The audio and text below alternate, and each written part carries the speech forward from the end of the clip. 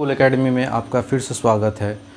अब हम लोग क्वेश्चन बनाने के सिलसिले को आगे बढ़ाते हुए, ठीक है ना, अच्छे क्वेश्चन को सॉल्व करना सीखेंगे। और ये सारे क्वेश्चन आपके ऑलरेडी पूछे जा चुके हैं और फिर से पूछे जाने के चांसेस इसकी इन सारे क्वेश्चन की बनी रहती है। इसीलिए आप लोग इसे बार बार प्रैक्टिस करें दोस्तों, जितना बार हो सके उतना बार प्रैक्टिस करें। मैथ अगर रटने के फेर में रहिएगा ना तो आप एग्ज़ामिनेशन हॉल में जाके नर्वस हो जाइएगा और वो चीज़ भूल जाइएगा। इसलिए मैथ कभी रटना नहीं है। आपको मैं, है ना, बहुत लो लेवल से एक स्टैंडर्ड हाई लेवल तक ले जाऊंगा। काफ़ी बेसिक से पढ़ा रहा हूं। और जो बच्चे डायरेक्ट इस वीडियो को देख रहे हैं ना, इससे पहले आप प्रीवियस मेरा सारे वीडियोस को देखिए नंबर 1 से, इंट्रोडक्शन से, तो आपको एक एक चीज़ जो है ना बहुत अच्छे से समझ में आएगी। ठीक है ना। आइए इस क्वेश्चन को देखते हैं। इस क्वेश्चन में क्या बोला जा रहा है। So that every positive odd integer. अब यहाँ पे फिर से देखिए दोस्तों, यहाँ पे नाम आ रहा है पॉजिटिव ऑड इंटीजर की बात कर रहा है कि कोई भी पॉजिटिव ऑड इंटीजर होगा या तो 6m+1 के फॉर्म में होगा, या तो 6m+3 के फॉर्म में होगा, या तो 6m+5 के फॉर्म में होगा। ठीक है ना। ये क्वेश्चन आपको NCERT में भी मिल जाएगा, ये क्वेश्चन आपको RS अग्रवाल में भी मिल जाएगा, ये क्वेश्चन आपको RD शर्मा में भी मिल जाएगा। ठीक है ना। तो आप बस कंटेंट पे फोकस करें। ठीक है ना। आप अगर कंटेंट पे फोकस करेंगे ना तो आपका जब कॉपी पलट कर आप देखेंगे और आपने जो भी आपके पास बुक है, ठीक है ना, उस बुक को देखेंगे तो मैं एक भी क्वेश्चन नहीं छोड़ूंगा। ठीक है ना। सारा कुछ आपको करवा चुका रहूँगा। ठीक है ना। इसलिए आप लोग आराम से बस समझने का कोशिश कीजिए। जितना समझेंगे उतना ही आप तेज़ बनेंगे और उतना ही मार्क्स आप बोर्ड में अचीव करेंगे मैथ में। अगर 100 में 100 नहीं आएगा तब आप हमको रिप्लाई कीजिएगा। एकदम आराम से एकदम पढ़ते रहिए। ठीक है। 20 नंबर का आपका इंटरनल होगा, 80 मार्क्स का आपका मेन क्वेश्चन होगा बोर्ड का। तो यहाँ पे आप फिर से एक देखिए, 1 क्या है, रिमाइंडर है, m क्या है, कोसेंट है, 6 क्या है, डिवाइज़र है, यहाँ पे 3 क्या है, रिमाइंडर है, m क्या है, कोसेंट है ना, और 6 क्या है मेरा, डिवाइज़र है। इस केस में 5 क्या है मेरा, रिमाइंडर है, m क्या है, कोसेंट है, और 6 क्या है मेरा, रिमाइंडर है। आइए सॉल्यूशन करते हैं और समझते हैं। मान लेते हैं कि n कोई मेरा पॉजिटिव ऑड इंटीजर की बात कर रहा है तो ऑड लिखेंगे। Let n be any positive odd integer on dividing n। अब यहाँ पे नंबर क्या है दोस्तों, 6 है ना, 6 तो डिवाइज़र आपका 6 हो गया। इसके बाद लेट कर लेंगे कि m हमारा क्या है यहाँ पे, कोसेंट, तो let m be the quotient and r be the remainder.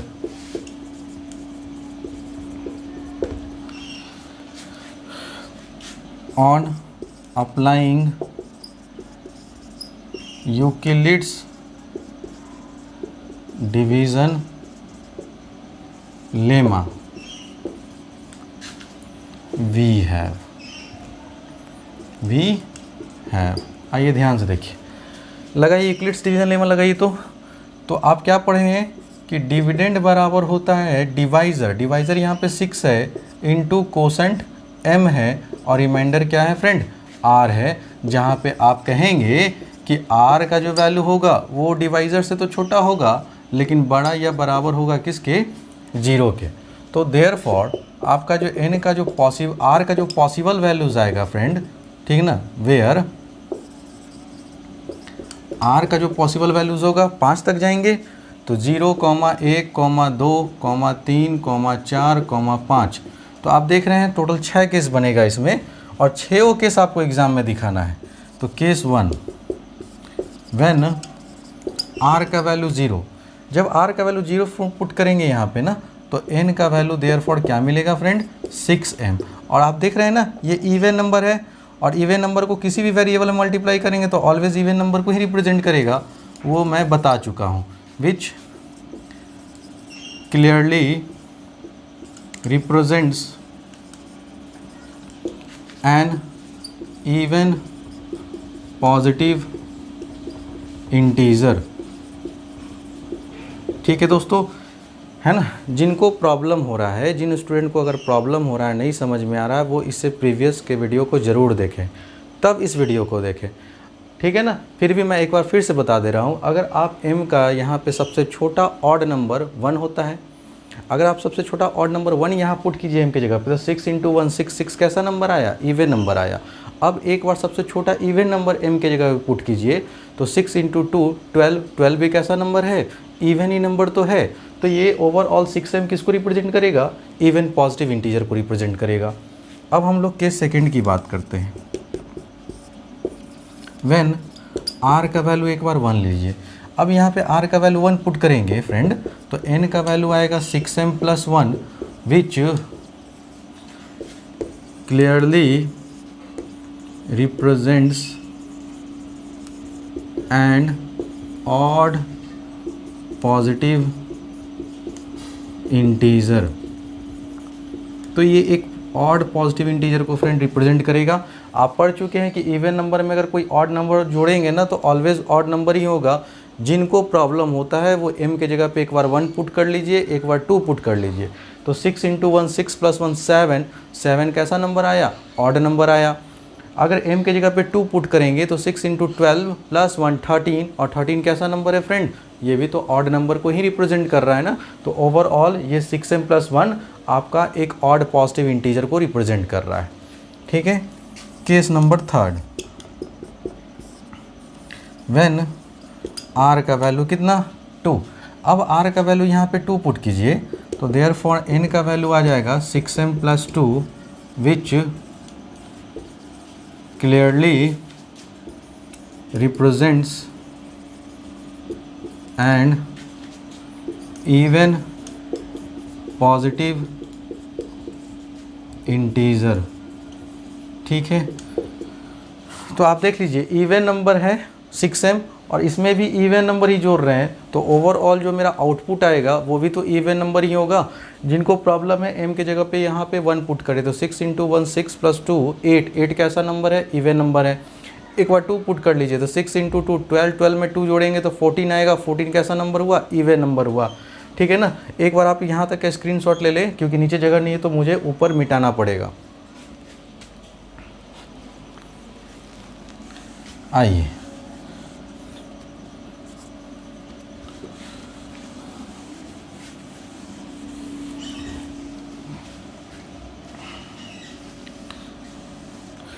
अब आइए केस नंबर 4 डिस्कस करते हैं।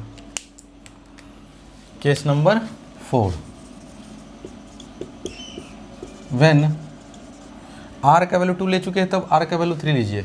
व्हेन r = 3, देन n बराबर आपका आ जाएगा, यहाँ पे पुट करेंगे इस इक्वेशन में, तो 6m + 3 हो जाएगा, विच clearly represents an odd positive integer, ठीक है फ्रेंड, ठीक है ना। आप देख रहे हैं कि 6m इवन नंबर है, और इवन नंबर में अगर ऑड नंबर ऐड करेंगे तो वो हमेशा ऑड नंबर को रिप्रेजेंट होगा ना, रिप्रेजेंट करेगा। m के जगह पे अगर जिनको प्रॉब्लम है 1 पुट कीजिए, 6 × 1 6 + 3 9, 9 कैसा नंबर है, ऑड नंबर है। जिनको प्रॉब्लम है एक बार m के जगह पे 2 भी पुट करके देख लीजिए, क्योंकि 2 इवन नंबर है। तो 6 × 2 12, 12 + 3 13, 12 + 3 15, ठीक है ना। और 15 कैसा नंबर आ रहा है, ऑड नंबर तो आ रहा है। तो ओवरऑल ये 6m + 3 किसको रिप्रेजेंट कर रहा है, ऑड को। अब हम लोग केस फिफ्थ पढ़ेंगे। केस 5 लीजिए कि जब r का वैल्यू क्या ले लेंगे फ्रेंड, 4 ले लेंगे, तो देयरफॉर n का वैल्यू आ जाएगा 6m + 4।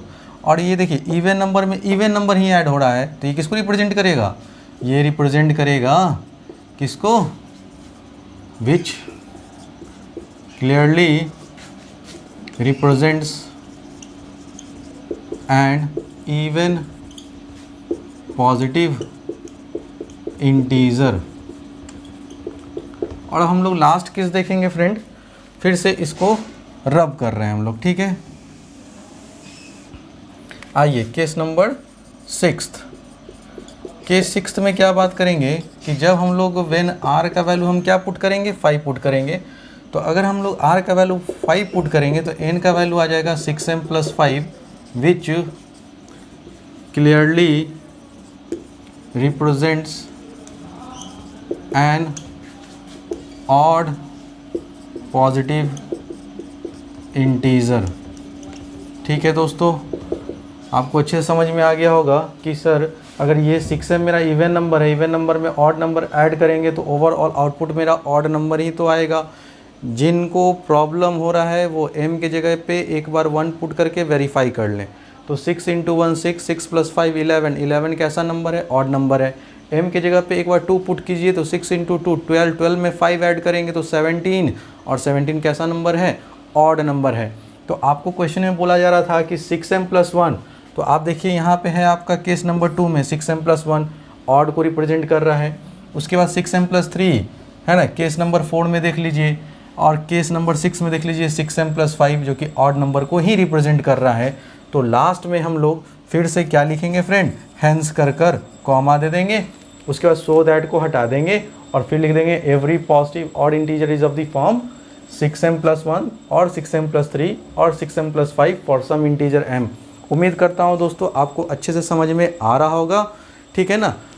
एक बार आप फिर से स्क्रीनशॉट ले लें, हम लोग फिर नेक्स्ट क्वेश्चन की बात करेंगे।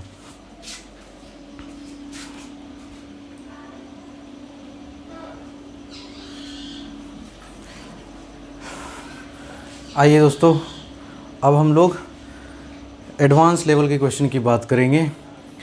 प्रीवियस जो क्वेश्चन हमने देखा वो बेसिक था, जिसमें आपको ये सिखाना था कि कोई भी पॉजिटिव इंटीजर को हम ऐसे ऐसे रिप्रेजेंट कर सकते हैं, किसी भी पॉजिटिव इवन इंटीजर को 2m के फॉर्म में, 2m + 2 के फॉर्म में, है ना, 4m के फॉर्म में, 4m + 2 के फॉर्म में रिप्रेजेंट किए थे, ठीक है ना। फिर ऑड इंटीजर को देखें कि 2m + 1 के फॉर्म में, 2m + 3 के फॉर्म में, 2m + 5 के फॉर्म में रिप्रेजेंट हो रहा था ना दोस्तों।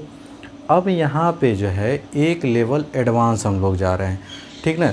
जैसे जैसे आप हमारे क्लास के साथ बने रहेंगे ना, आपको वैसे वैसे कंटेंट अच्छे अच्छे क्वेश्चन देखने को मिलेंगे, ठीक है ना। कोई क्वेश्चन, मैं फिर से बोल रहा हूँ, मैं कोई क्वेश्चन नहीं छोड़ूंगा, है ना, जिससे आप रूबरू ना हो, और जब आप बोर्ड का पेपर दे रहे होंगे तो उस समय एक बार आप ज़रूर हमें याद कीजिएगा, ठीक है ना। अगर वीडियो अच्छा लग रहा होगा दोस्तों तो आप ज़रूर लाइक करें, है ना, चैनल को एकदम सब्सक्राइब करके नोटिफिकेशन बेल पे, है ना, क्लिक कर दें। आइए नेक्स्ट क्वेश्चन की बात करते हैं। थोड़ा सा अब ये पैटर्न चेंज होगा, सवाल का लैंग्वेज चेंज होगा, लेकिन कंसेप्ट चेंज नहीं होगा। ये हुआ लेवल 1 की हम लोग बात कर रहे हैं, ठीक है। यूजिंग यूक्लिड्स डिवीजन लेमा, ठीक है। सो दैट, अब यहाँ पे शो करना है फ्रेंड, जो अंडरलाइन कर रहे हैं ना उसको ध्यान से देखिएगा। Square of any positive integer, अब यहाँ पे स्क्वायर बोल रहा है, किसी भी पॉजिटिव इंटीजर का स्क्वायर करने पे या तो 3m के फॉर्म में आएगा या तो 3m + 1 के फॉर्म में आएगा किसी भी इंटीजर m के लिए, ठीक है। तो आइए हम लोग सॉल्यूशन करते हैं। तो let n be any positive integer on dividing n by, अब यहाँ नंबर देखिए क्या है, 3, तो आपका 3 डिवाइजर हो जाएगा। On dividing n/3 late quotient क्या है फ्रेंड यहाँ पे, तो कोसेंट आपका यहाँ m है ना। तो आप यहाँ पे देखिए कि हम इसको रिप्लेस करेंगे, ठीक है ना। तो हम यहाँ पे इस क्वेश्चन में खास कर देखिए, आपका जो भी सवाल अब करवाएंगे आपको वो स्क्वायर पे बेस्ड होगा या फिर क्यूब पे बेस्ड होगा। तो स्क्वायर वाला सवाल और क्यूब वाला सवाल, ये खास कर ये 2 पैटर्न के सवाल में आपका जो यहाँ पे जो लिखा हुआ रहता है ना फ्रेंड m वेरिएबल, उसी को कोसेंट नहीं मानना है। अगर आप उसको कोसेंट मान लेंगे ना तो प्रॉब्लम होगा आपको सॉल्व करने में, ठीक है ना, ध्यान दीजिएगा। इसके अलावा आप कुछ भी कोसेंट मान लीजिए, लेकिन ये m नहीं मानेंगे, ठीक है ना, क्योंकि हम इसको फिर रिप्लेस करेंगे। ऐसा क्यों बोला जा रहा है आपको थोड़ी देर के बाद समझ में आएगा। तो इस स्क्वायर वाले में और क्यूब वाले में आपको कभी भी कोसेंट जो दिया हुआ वेरिएबल रहेगा वो नहीं मानेंगे। जैसे यहाँ m इंटीजर था, m नहीं मान के कुछ और मानेंगे। तो हम यहाँ पे मान लेते हैं कि q be the quotient, let q be the quotient and r be the remainder. अब लगाइए यूक्लिड्स डिवीजन लेमा, तो therefore on applying Euclid's division lemma we have, लगाइए। तो आप क्या बोलेंगे कि n बराबर डिवाइज़र हो गया 3, कोसेंट हो गया q, रिमाइंडर हो गया r, जहाँ पे r का जो वैल्यू होगा ना सर, r का जो वैल्यू होगा वो लेस देन तो डिवाइज़र होगा, लेकिन ग्रेटर देन इक्वल टू किसके होगा, 0 के।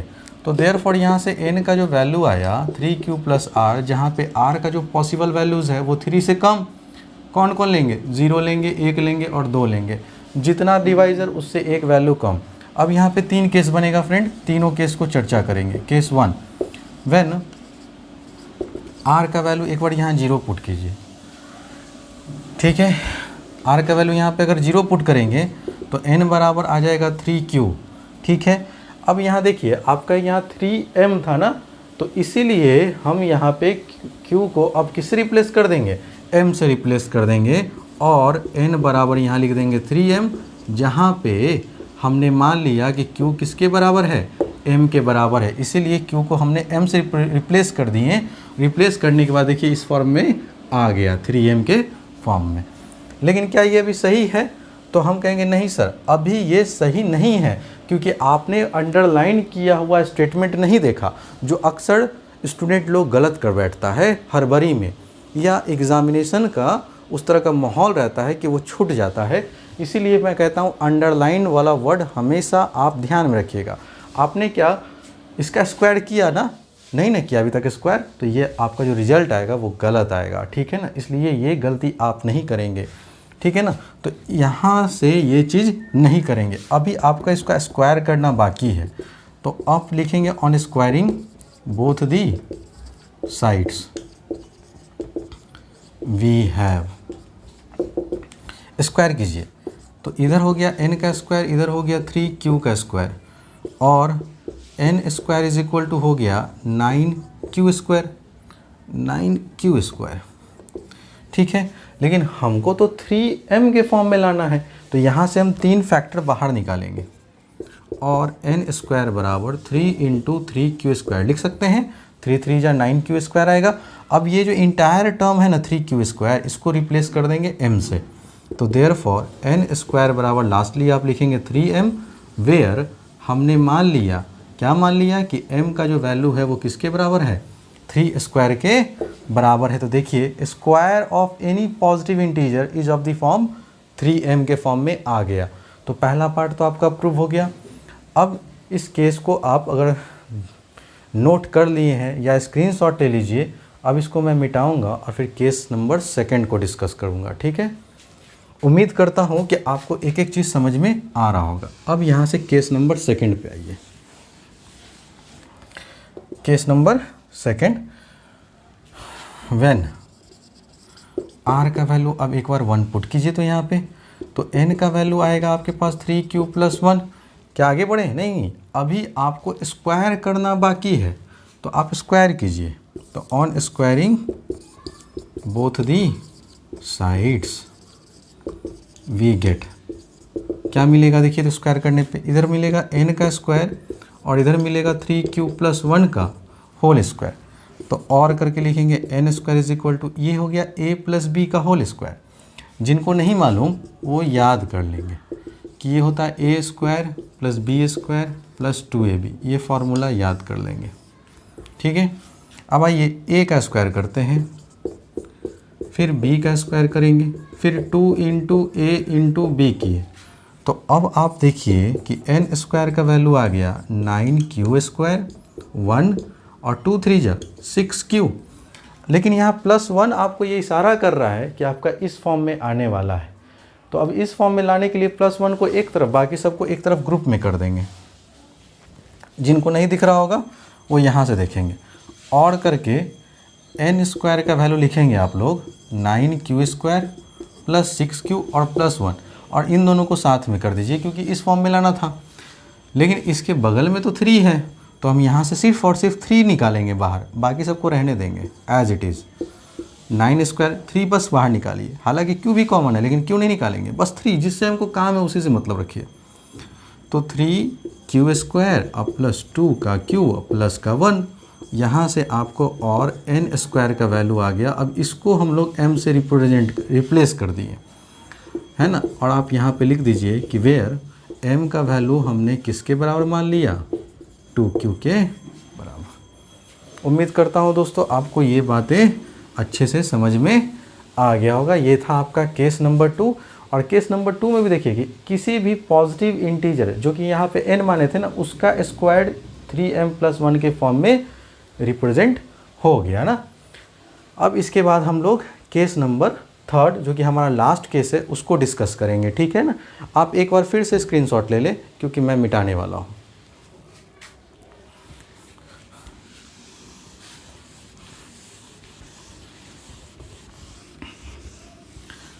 आइए केस नंबर 3 की बात करते हैं कि व्हेन r का वैल्यू इस बार क्या लेंगे, 2 लेंगे। अब यहाँ पुट कीजिए तो n बराबर आ जाएगा 3q + 2। हो गया क्या, नहीं, अभी स्क्वायर करना बाकी है। तो आप यहाँ लिखेंगे on squaring both the sides we get, क्या मिलता है, आइए इधर स्क्वायर कीजिए। तो n का स्क्वायर और इधर हो जाएगा 3q + 2 का होल स्क्वायर।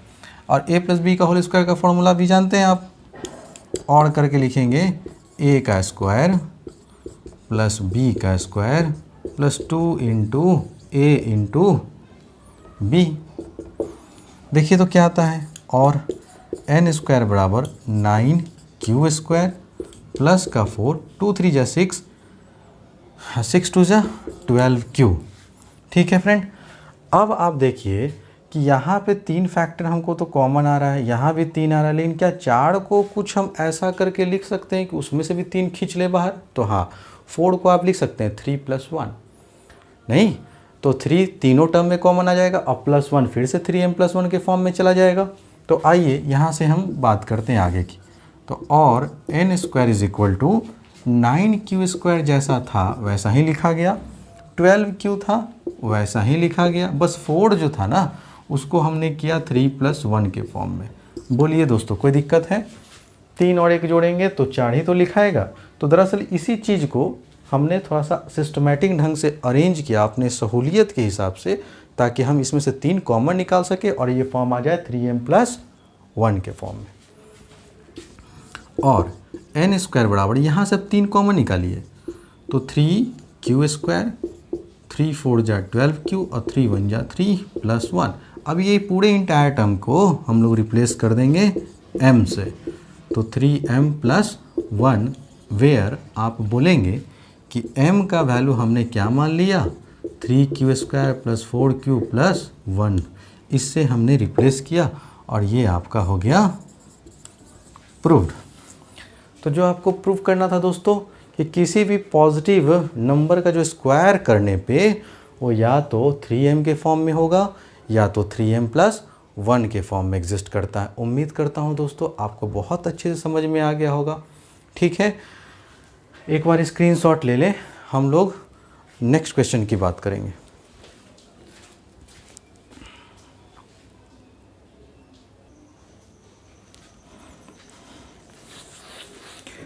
आइए दोस्तों अब हम लोग नेक्स्ट क्वेश्चन को डिस्कस करते हैं। ये आपका एक्सरसाइज 1.1 का NCERT का लास्ट क्वेश्चन नंबर 5 है, जबकि RS अग्रवाल का शायद ये क्वेश्चन नंबर 7 या 8 होगा। ठीक है ना। तो ये क्वेश्चन काफ़ी इम्पोर्टेंस रखता है क्योंकि ये लेवल 1 के क्वेश्चन में हम लोग इसको पढ़ रहे हैं, तो थोड़ा सा ये है ना प्रीवियस क्वेश्चन से टिपिकल होगा, लेकिन हम लोग इसको फिर से इजी वे में सॉल्व करेंगे। आपको मैंने एक बात ज़रूर बोला है, ठीक है ना, इससे पहले वाले क्वेश्चन में भी बोले थे आपको कि कभी भी आपको अगर square of any positive integer बोले या cube of any positive integer बोले ना, तो कोसेंट कभी भी जो भी आपका वेरिएबल में जो क्वेश्चन में जो वेरिएबल है वो ना मानकर कोई और कोसेंट मानेंगे, जैसा कि क्यू कोसेंट माने थे। इस सवाल में भी आपको वही काम करना है, क्योंकि यहाँ पे जो है कहा जा रहा है क्या, cube of any positive integer किस फॉर्म में होगा फ्रेंड, या तो 9m के फॉर्म में, या तो 9m+1 के फॉर्म में, या तो 9m+ 3 के फॉर्म में। तो हम लोग सॉल्यूशन करते हैं और देखते हैं। तो let n be any positive integer on dividing n by, यहाँ पे नंबर देखिए तो क्या है 999। लेकिन खासकर फिर से एक इम्पॉर्टेंट नोट में आप लोग लिख लीजिएगा कि क्यू वाले सवाल में यहाँ पे जो आपका 9 डिवाइज़र है ना फ्रेंड, ठीक है ना, ये नहीं लेंगे।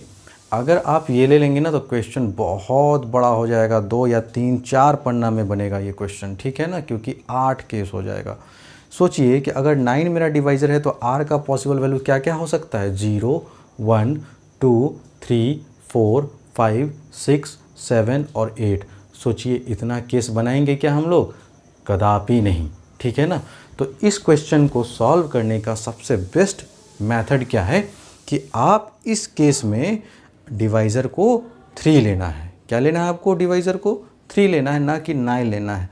और जिन लड़कों को जिद है कि ना हम 9 लेके बनाएंगे तो बनाते रहिए, ठीक है ना। लेकिन मैं फिर से कह रहा हूँ कि इस क्वेश्चन में, ठीक है ना, आपको डिवाइज़र कभी भी 9 नहीं लेना है, आपको डिवाइज़र ऑलवेज 3 लेना है, ठीक है ना। तो हम यहाँ पे डिवाइड करेंगे n को 9 से ना कर बाई 3 से। तो हम कह देंगे कि let q be the quotient. देख रहे हैं ना, हम लोग कोसेंट को q मान रहे हैं ना कि m मान रहे हैं। Let q be the quotient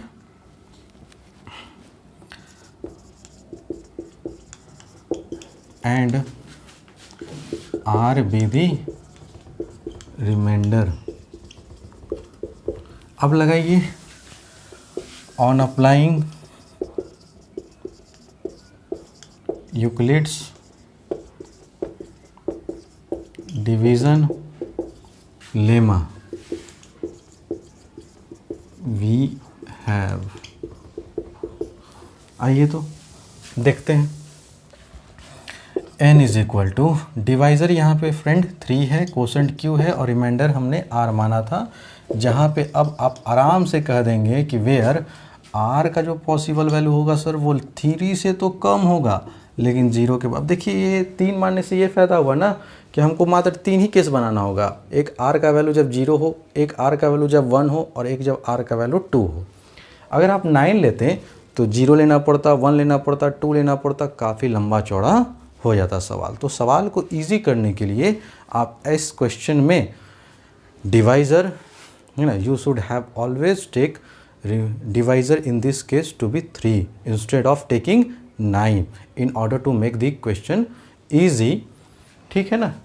नहीं, यहाँ पे हम लोग बात करते हैं n is equal to 3q plus r, where r का पॉसिबल वैल्यू 0 1 या फिर 2 होगा। अब केस 1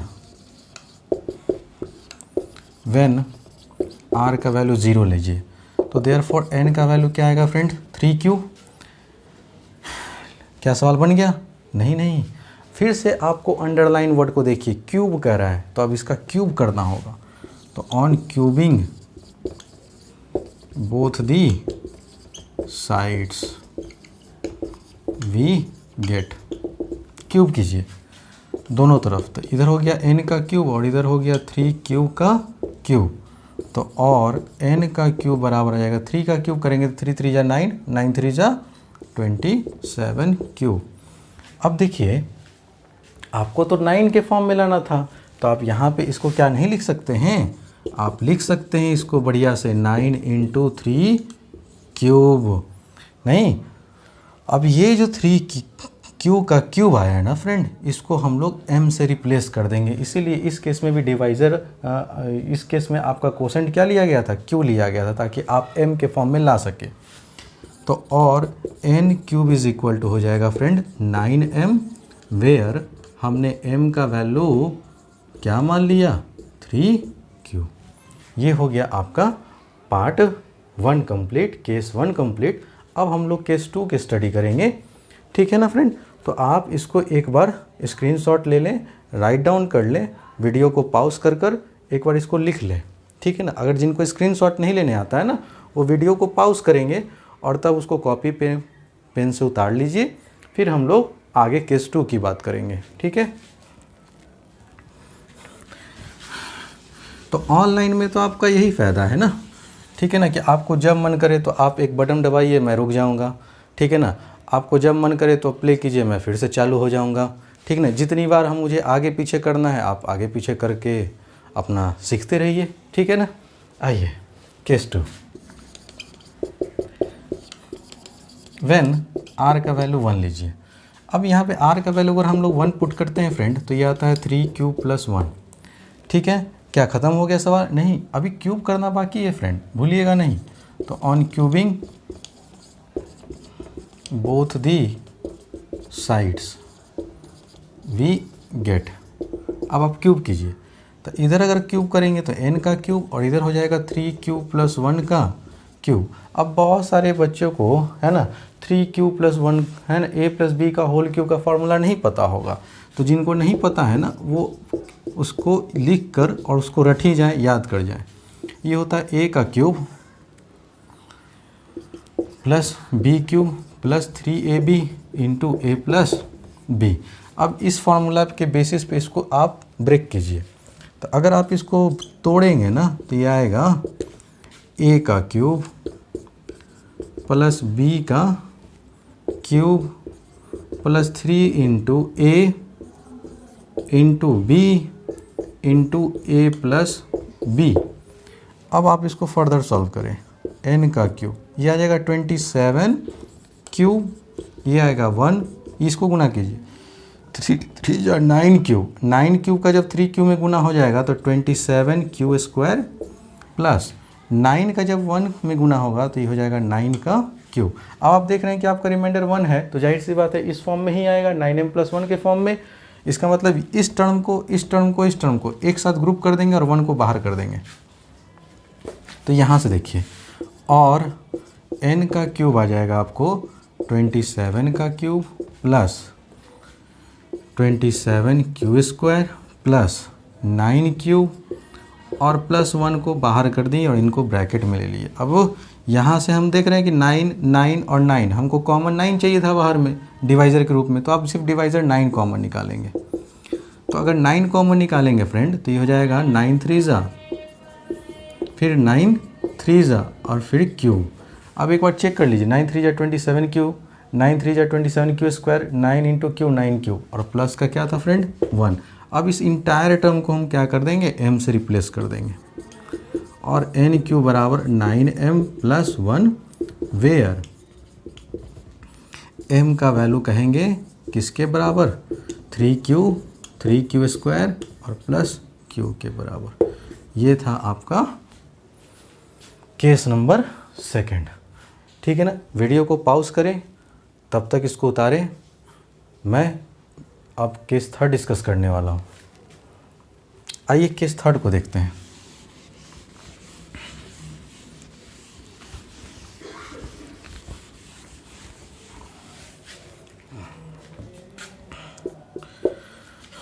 व्हेन आर का फ्रेंड कितना वैल्यू पुट करेंगे, 2 पुट करेंगे तो n का वैल्यू आ जाएगा 3 क्यूब प्लस 2। क्या सवाल ख़त्म हो गया? क्या सवाल ख़त्म हो गया? नहीं, अब आप सीख चुके हैं कि क्यूब करना भी बाकी है, तो आप क्यूबिंग करिए बोथ साइड। तो on cubing both the sides we get, ठीक है। क्या मिलता है देखो तो, n का क्यूब इधर हो जाएगा 3 क्यूब प्लस 2 का क्यूब, सॉल्व करिए। ये हो गया a प्लस बी का होल क्यूब, फार्मूला भी बताया था, a का क्यूब प्लस b का cube plus 3 into A into B into a plus B.